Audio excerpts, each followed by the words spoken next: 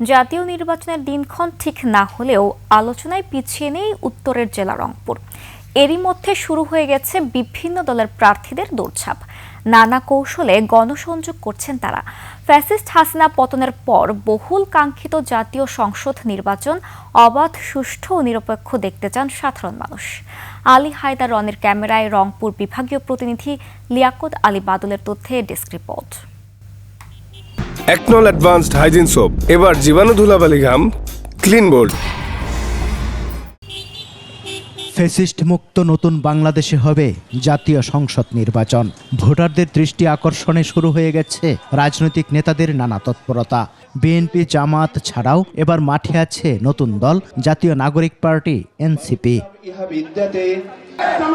Supreme court থেকে খালাস পাওয়ার পর জামাত নেতা এটিএম আজহারুল ইসলাম সমাবেশ করে রংপুর ২, তারাগঞ্জ, বদরগঞ্জ আসনে ভোট প্রার্থনা করেছেন। যদি আপনারা আমার পক্ষে রায় দেন, আগামী নির্বাচনে সরকারের কোষাগার থেকে এমপির জন্য যে বরাদ্দ হয় তার একটি টাকাও আমার আরামভাবে পেটে ঢুকবে না ইনশাআল্লাহ।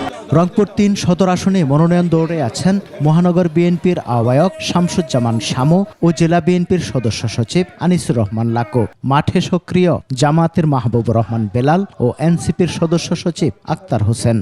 দলের দায়িত্ব থেকে এবং যদি জনগণের প্রতিনিধি নির্বাচিত হওয়া যায় তাহলে অনেক বেশি কাজ করার ক্ষেত্র তৈরি হয়। আমরা রংপুরের জনগণের সঙ্গে দীর্ঘদিন যাবত আছি, তাদের সুখ দুঃখ ভাগাভাগি করে নিয়েছি, তাদের ভালো মন্দ আমাদের জানা আছে। এই কারণে আমরা মনে করি যে এখান থেকে যদি আমাকে মনোনয়ন দেওয়া হয়, আমি মনে করি যে এখানে আমি ভালো কাজ করতে পারবো। রংপুর ৪ আসনে সক্রিয় বিএনপির এমদাদুল হক ভরসা ও জামায়াতের এটিএম আজম খান। রংপুর ৩ ছাড়াও এ আসনে তৎপর এনসিপির আক্তার হোসেন।